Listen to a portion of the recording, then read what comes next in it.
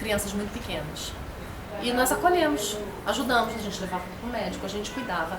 E a mãe dessa moça, que foi abandonada com 3 filhos pequenos, me odiava. Odiava. Ela perguntava, essa menina não pretende se mudar do Rio de Janeiro, não? Porque ela tinha ciúme da minha amizade com a filha dela, né? Às vezes isso não acontece num grau tão elevado, mas às vezes a gente se ressente porque a gente quer que eles venham almoçar na nossa casa todo domingo.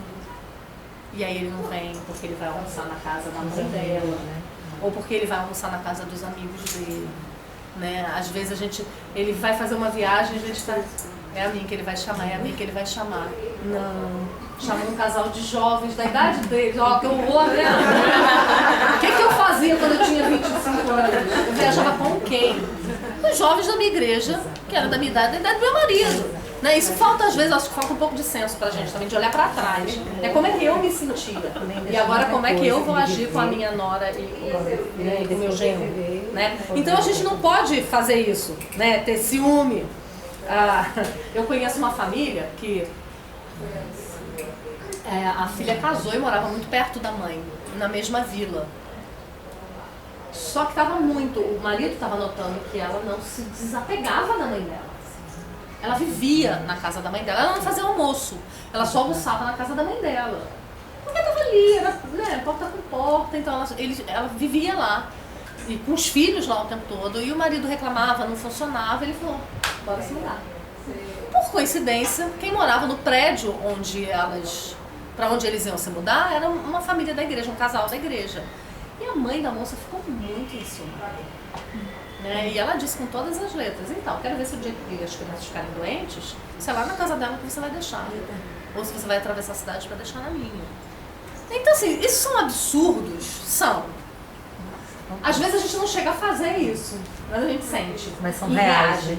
Oi? São reais. São reais, são reais. Às vezes a gente não chega a fazer isso, mas a gente sente e reage de uma forma ou de outra que demonstra esse tipo de sentimento, né? Então, deixa passar o Dia das Mães com a mãe dela, gente. Deixa passar Natal lá. Às vezes não sobra nem Ano Novo pra você. Libera. Deixa aí.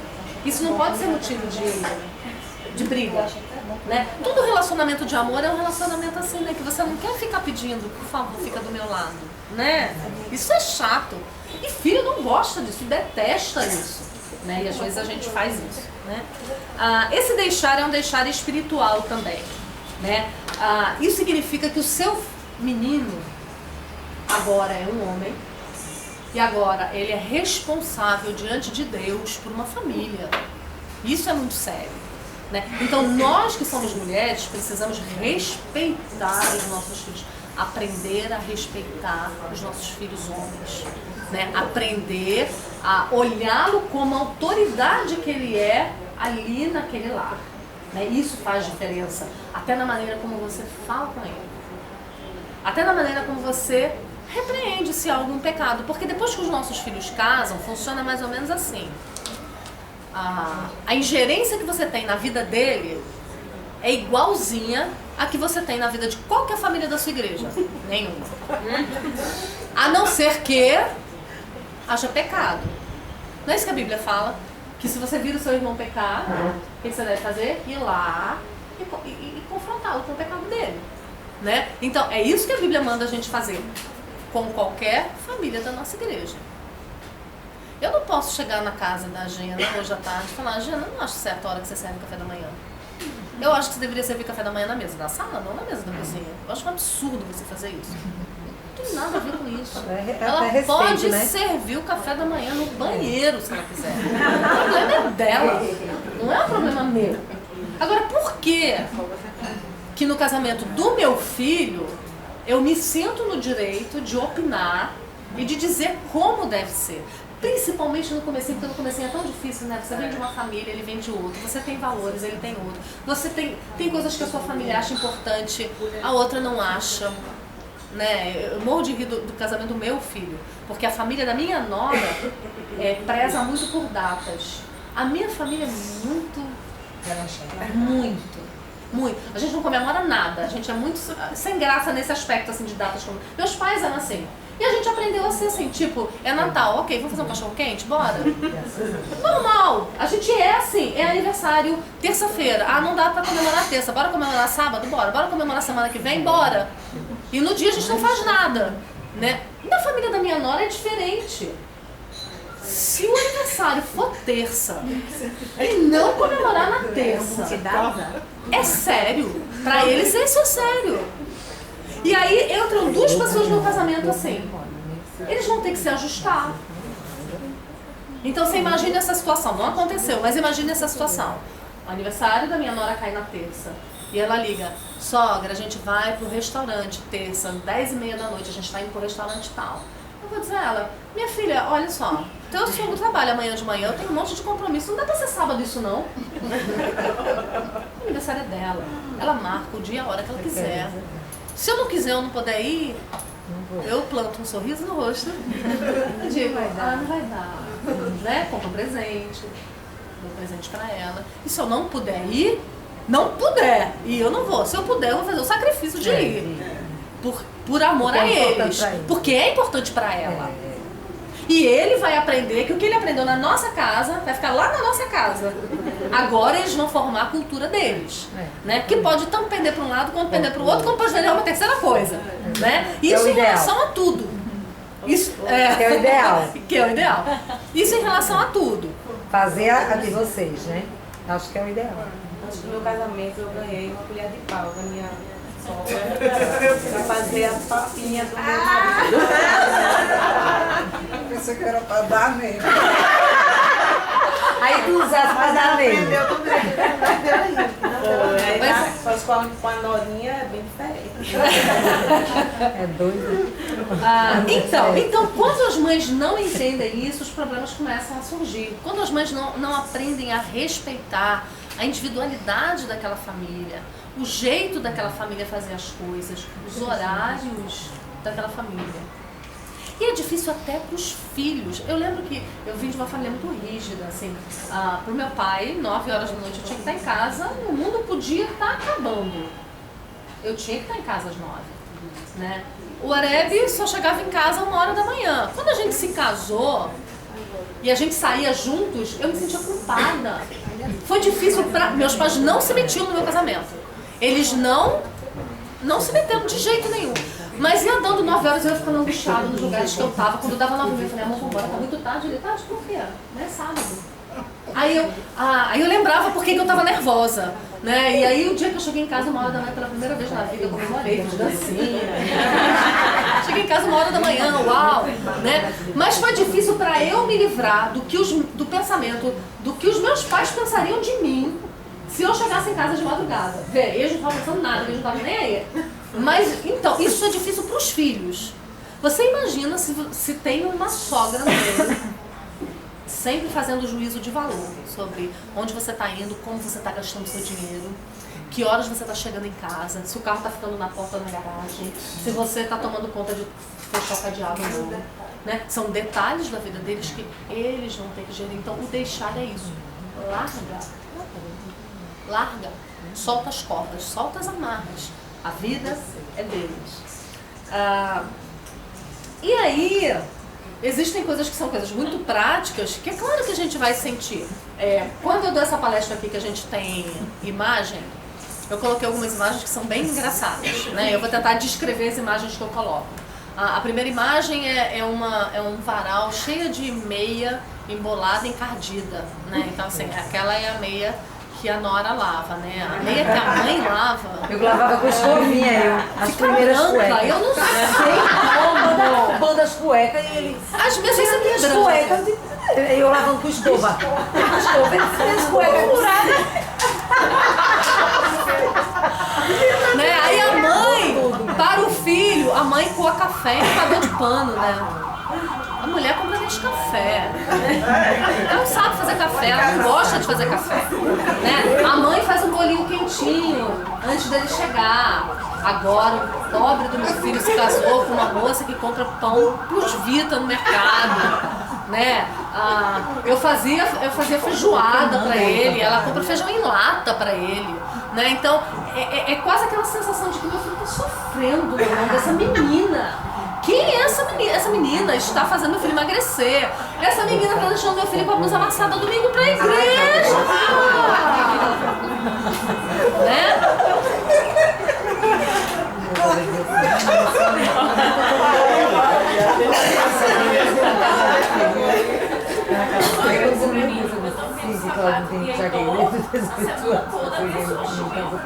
Você não tá me chamando, não? Eu chamo todos os dias. E aí?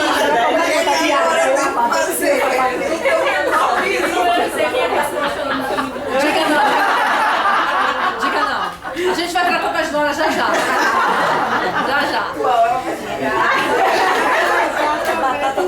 Então as mães de meninos pensam isso, como as mães das meninas também, né? Porque é a mesma coisa, a gente tá falando muito de mãe de menino, mas mãe de menina... É um pouquinho menos. Às vezes, porque às vezes ela quer proteger a filha daquele homem mau. É menos problemático, é menos problemático. Mas de qualquer maneira, às vezes o marido toma alguma atitude que a mãe da moça não gosta que ele tome. Não gosta que ele lidere realmente a casa. E ela se ressente por isso. Algumas mães de moças jogam as filhas contra o marido. Falam mal do marido para a filha. Né? Fazem com que ela tenha que optar entre agradar a ela ou agradar o marido. Isso também é muito ruim. Isso em relação à casa, a mãe de moça, mulher, se acha tem mais legitimidade para interferir se acha, na dinâmica não tem. da casa. É a mãe da mulher. Exatamente. E aí talvez ela não encontre a mesma barreira que ela vai encontrar da sogra. Mas vai ser tão prejudicial quanto. Exatamente, exatamente. Né? Porque ninguém fez nada para barrar, porque afinal de contas é minha mãe, então ela entra na minha casa. Olha, eu conheço uma moça que tá gravando. Eu conheço uma moça que... A gente corta. Eu conheço uma moça que a mãe dela tinha a chave da casa dela. E ela trabalhava e a mãe dela ia lá durante a semana, abria a geladeira para ver o que estava faltando. E ela trocava os móveis de lugar. Ela deixava no lugar onde a filha tinha colocado. E a filha se submetia a isso. Né? Então a filha também está errada. O marido da mulher também está errado e o marido da filha também está errado. Geralmente isso aí é um princípio básico, tá, gente? Toda mulher que se mexe no casamento dos filhos tem um marido que não é um bom líder em casa. Porque ela mandou no marido e agora ela quer mandar no filho e na nora, ou na filha e no genro. Né? Até porque se você tivesse um marido forte lá atrás, em casa, ele ia dizer, mulher, baixa a bola, não se meta não, isso é problema deles. Né? Então tem todo esse pano de fundo aí complicado. É um problema que vai trazendo outro problema, né? Uma coisa que vai puxando outra. Então vamos lá. Se você é mãe de moças, não fale mal do marido dela, para ela. Não a force a dar explicações sobre as decisões que elas tomam. Nem ao seu filho homem. Uma mãe não pode chegar na casa de seus filhos casados para arguir sobre a decisão que ele está tomando. Ela pode dar conselho se ela for perguntada. E ela pode também interferir caso haja pecado visível. Como ela interferiria, como eu falei já, em qualquer outra situação. Você vê que eles estão tomando atitudes pecaminosas. Então você tem como irmã em Cristo o dever de chegar com muito respeito, com muito cuidado, porque você está entrando na casa de outra pessoa. É seu filho, é sua filha, mas você está entrando na casa de outra pessoa. Não vai sem avisar. Não, isso eu aprendi com a minha sogra. Isso foi maravilhoso para mim. Assim, aprender a lidar com os meus filhos. Ela nunca foi na minha casa sem telefonar antes e perguntar se podia e qual era o melhor dia para mim. No começo eu não entendia isso. Eu achava até uma besteira, né? Eu até queria que ela chegasse mais, que viesse mais. Mas depois eu fui perceber como era sábio da parte dela, né? Não achar que a minha casa era uma extensão da casa dela. né? Porque o filho dela agora morava ali, né? Porque o filho dela agora estava lá, né? Então, não a força a dar explicações, não toma conta da vida dela, né? Não fique tentando regular quantos filhos ela vai ter, se o filho dela vai fazer homeschooling ou se o filho dela vai estudar em escola pública, particular, qual é o método educacional da escola que a sua filha está colocando os filhos dela, né? Os filhos são, isso aí é outro problema, né? Quando chegam os netos. Aí é outro problema, porque a mãe, a avó acha que deve estar agasalhado até a última orelha. A mãe bota o macaquinho e sai com o menino de macaquinho no vento, né? A mãe quer dar papinha só na hora que ela acabar de conversar com as amigas. E a mãe fica, já deu almoço pra esse menino, olha a hora desse menino, já deu remédio pra esse menino, cuida desse menino. Não é problema nosso mais. Né? E agora eu tô vivendo isso na pele, porque eu sou avó. E eu tô vivendo isso na pele. Eu não vou dizer pra vocês que eu não tenho vontade de falar as coisas. Tenho. Por quê? Porque cada um tem o seu método excelente, excepcional, lunático de criar seus filhos. O seu método é o mais infalível, mais maravilhoso. Então ninguém tem um método parecido com o seu. Ninguém tem um método melhor do que o seu de botar pra dormir, de lavar mamadeira. Você é a melhor. Então qualquer um que faça diferente de você não tá fazendo melhor. E aí você, às vezes eu vejo algumas coisas e eu penso, poxa, pouparia tempo se fizesse assim, assim. Vou falar, não vou falar nada. Me perguntou? Me perguntou, não vou falar. Aí às vezes tá chorando. Eu fico olhando pra aquele olho com triste, tipo, quer que eu pegue? Aqui. Mas ninguém me pede, eu fico quieta, eu fico na minha. Né? Porque tem vó que a criança não pode chorar. Chorou, o que aconteceu? Não deu com essa criança? Por que tem que tá chorando? Não pode chorar. Ó o umbigo, ó o umbigo.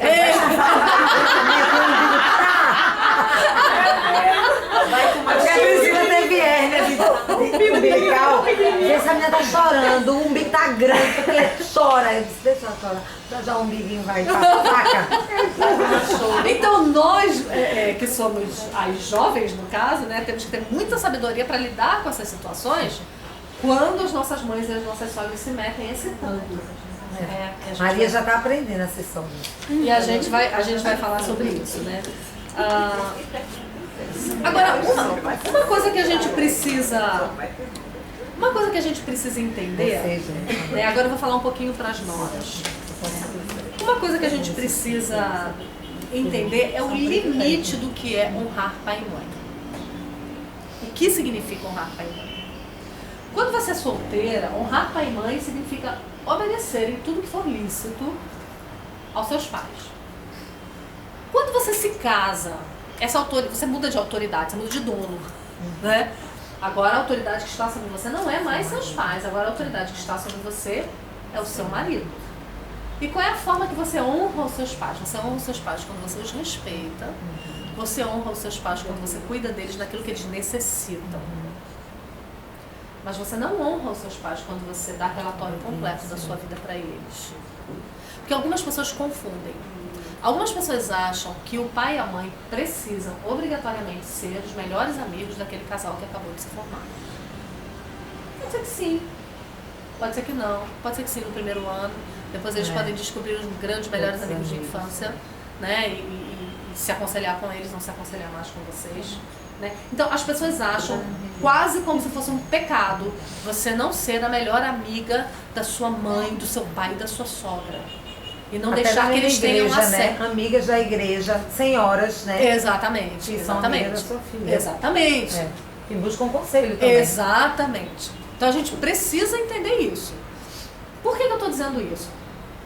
Porque às vezes você tem um casal de sogra e sogro que se metem muito na sua vida. Vocês têm uma relação muito difícil. E aí você sofre por isso. Porque você vê a sua amiga, que é amiga da sogra. Esse é um mundo perfeito, né, gente? Esse é um mundo delicious, né? A sua sogra é sua amiga, a sua sogra quer te ajudar, a sua sogra não se mexe na sua vida, a sua sogra te chama pra tomar um chá da tarde, paga pra você, a sua sogra não vai na tua casa sem te avisar, a sua sogra briga com o filho dela pra ficar a teu favor, né? A sua sogra te elogia pros outros, a sua sogra te ama. Esse é o mundo perfeito. Esse é o ideal. E nós que somos sogras devemos buscar ser essa sogra. Né? O menos invasiva possível, o mais prestativa e solícita possível quando solicitada, né? Tipo, eu perguntei umas 2 vezes a minha nora se queria que desse banho na neném. Tipo, um dia de calor, a neném lá em casa chorando. Eu perguntei, quer banho? Não precisa não. Aí daqui a pouco a neném Mãe ia acalmar. É porque na minha cabeça, banho resolve todos os problemas do mundo. Na minha cabeça. Isso é na minha cabeça. E aí eu perguntei a segunda vez, tem toalhinha aí, tem sabão. Quer que eu dê um banhozinho? Ela, não, não precisa não, obrigada. Aí eu falei, tá na hora de eu me recolher, me segunda. Eu já perguntei 2 vezes. Vai dar um banho nela. Vai, Gabi, vai dar um banho. Eu já perguntei 2 vezes, ela não quer, não, obrigada. Né? Aí esses dias ela falou assim, meu filho falou, a gente já tá botando a Elisa pra dormir no quartinho dela. Ela passa um pouquinho de calor, né? Porque não tem ar.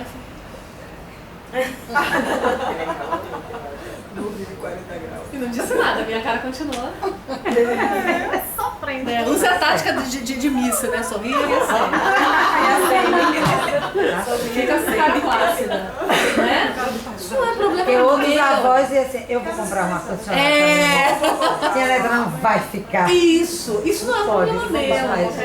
Não interessa o que eu penso sobre se ela já está na idade de dormir no quarto dela ou não. Exato. Não interessa. Eu posso pensar que ela deve dormir com os pais até 1 ano. Outra sogra vai pensar que ela devia estar dormindo no quarto dela desde o primeiro dia. E o mundo continua sendo mundo, as pessoas continuam sobrevivendo, dormindo juntas ou separadas dos pais.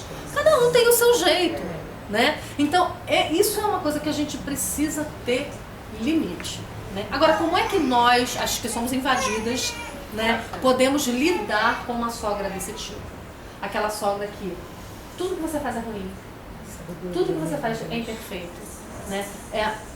A minha avó funcionou meio que como sogra, porque a minha mãe nunca se meteu em nada e a minha sogra nunca se meteu em nada. Mas a minha avó, mas assim, era minha avó, né? Aquela vozinha fofinha que eu amava, de paixão. Então ela se metia, eu não ligava muito não, porque ela era minha mãe. Eu dava os foras nela, assim, de boa, né? Mas eu ficava pensando na época, cara, se é minha sogra que faz isso comigo. Tipo, esse negócio de hérnia, né? O meu filho teve uma hérnia. E aí ela comprou umbigueira. Uma faixa. E a pediatra, aquela faixa. A minha pediatra disse, não bota. E aí a minha avó chegou na minha casa e viu que o Lucas estava sem aquilo. E ela falou, por que ele não está usando o umbigueiro que eu comprei pra ele? Eu falei, então, vó, a pediatra disse que não precisava. Quantos anos tem tua pediatra? Quantos filhos ela já criou? Pois eu vou lhe dizer, você é uma moleca. Tu tens 20 anos. Tu não sabe criar filho, não. Eu criei 6. Tá tudo vivo. Então, dá licença, ela ia lá e botava a faixa. Eu não ia entrar num fight lá com a minha avó, né? Eu deixava ela embora e ela tirava a faixa. Aí ela encontrava de novo, botava a faixa. Né? Eu tinha toda a paciência do mundo porque era a minha avó. Mas é essa paciência que a gente tem que ter com a nossa sogra. Porque assim, a intenção, gente, é boa. É boa. É troncha. É troncha, mas é boa. Né? Então a gente tem que ter paciência e cuidado. Porque a gente é que vai delimitar até onde eles podem ir e de onde eles não podem passar. Isso é responsabilidade nossa. Cada cônjuge com a sua família. Então não é você como nora que vai impor limites para sua sogra. Não. Quem vai impor limite para a mãe dele é ele. Por isso o reverso dessa palestra é maravilhosa, que é quando o Arani fala para os homens, né? Ensina os homens até a postura de homens, olha, dessa porta para cá, o negócio é comigo. Né? Então, se a senhora quiser reclamar de alguma coisa, falar alguma coisa, ela vai falar comigo. Não vai falar com ela. Eu não quero que fale com ela. Né? Tem um casal de conhecidos nossos há muitos anos que eles eram recém-casados na época, hoje eles têm filhos já criados, né? Eles eram recém-casados, só que esse homem ele tinha sido criado para ser homem. E o pai da moça, o sogro dele, não gostou de alguma coisa que a moça fez. De alguma atitude lá entre a família deles, alguém que ela convidou pra ir na casa, alguma coisa assim. E ele ligou pra filha. Ligou com ela como se ela tivesse 12 anos. O pai dela. Falou. Ela desligou o telefone chorando. E o marido chegou nessa hora e perguntou o que houve. Meu pai, né, por esse problema familiar, falou. Eu disse que eu quero conversar com ele. Ele disse: quem vai conversar com seu pai sou eu. Porque ele é o homem da casa. E aquele outro homem havia ultrapassado os limites da casa dele. Né? E ele chegou e foi conversar com o sogro. Foi muito educado, foi muito gentil, né? Isso ele contando pra gente. E ele disse: olha, a gente considera muito você, mas qualquer coisa que você queira, que você discorde da nossa família, ela não faz nada sem a minha autorização, não. O que ela faz, ela está coberta por mim. Então, se você discordar de alguma coisa, achar alguma coisa ruim, reclamação é comigo. Você venha falar comigo, não com ela. Não quero que você se dirija mais a ela para reclamar de nada que a nossa família faça. Né? Isso é uma maravilha, porque ele está delimitando o território dele ali. Aquele pai... criando cercas de defesa. Aquele homem nunca mais, em toda a história daquela família, agora dá só sorrisos. Ele aprendeu a lição com uma conversa rápida, ali na porta da igreja, foi uma conversa rápida. Resolveu o problema. Vai chamar o Florei para essa palavra?